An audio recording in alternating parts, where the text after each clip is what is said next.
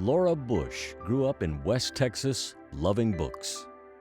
She shared her passions for education, healthcare, and human rights on the largest possible stages, as First Lady of Texas, and then as First Lady of the United States.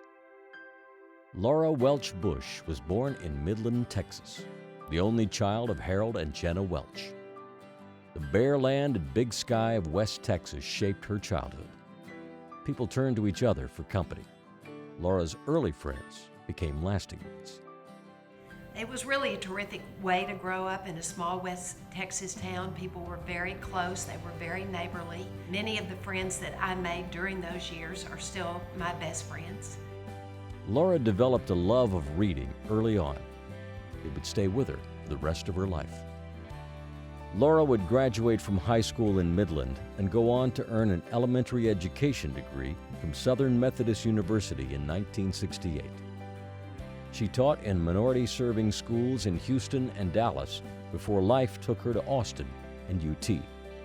What I loved best about teaching was teaching literature and sharing books with children. So I decided to go back to graduate school, and that's when I came to Texas to the School of Library Science.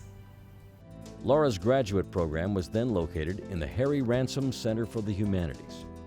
Being surrounded by the greatest works of literature inspired her. That made a great impression on me. I was very proud that those important collections of literature were in Texas. They were right there in the very same building where I was going to graduate school. In 1972, Laura graduated from UT. She would find the skills and exposure she'd gained there would be forever useful. A few years later, in 1977, Laura met George W. Bush at a barbecue hosted by friends back in Midland. They'd been acquaintances when they were young, but hadn't known each other well. As adults, the connection was instant.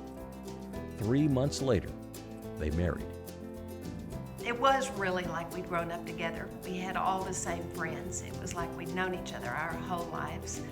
When George Bush ran successfully for Texas governor in 1994, his wife found herself back in Austin. She founded the Texas Book Festival, which continues today, and enjoyed life back in the capital city. It was a thrill to be able to move back to Austin. Of course, everyone that goes to Texas tries to figure out some way to get to stay in Austin. I didn't expect that I would figure that out by becoming First Lady of Texas, but that's what happened. Laura's passion for education continued as First Lady of the United States. She began serving as ambassador of the UN Decade of Literacy. She also started the National Book Festival. The Librarian of Congress, James Billington, contacted my office, and he knew about the Texas Book Festival, and he said, let's do that in Washington. So that very first year, we hosted the National Book Festival on the National Mall with tents set up right in front of the Library of Congress, and had, I think, about 70 American authors from all parts of our country. While Laura was First Lady, tragedy struck on September 11, 2001. Like all of us, Laura was stunned, but she quickly saw how she could immediately help. I knew what we could say to children, and I knew what parents should say, and that is that their children are safe. And so that prompted me to know that that's what I could do to help. So I sent a letter to all elementary school age children and a different letter to high school age children, both to comfort them and then to tell them, this is a good time to help each other. As First Lady, Laura championed education, healthcare, and human rights, traveling overseas often and to Afghanistan several times. After her husband left office, she wrote about all her unique experiences in a memoir, Spoken from the Heart.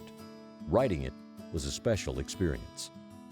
Though Laura and George have retired back to Texas, their public work is far from finished. Through the Bush Institute, that is part of the Bush Library and Museum, George and I are working on the policy issues that have been the most important to us. And of course, that means education policy and policy about literacy. So I've hosted a conference on education and literacy for women and girls in Afghanistan. We have several terrific education reform programs that we're working on, both how to recruit and train good principals and what we can do to make sure middle school students are brought up to grade level by the time they enter high school. So our work continues. Now we honor a lifelong reader who's worked tirelessly for education and human rights, and a Texan who's represented her nation faithfully in the White House. Laura Bush, a distinguished alumna of the University of Texas at Austin.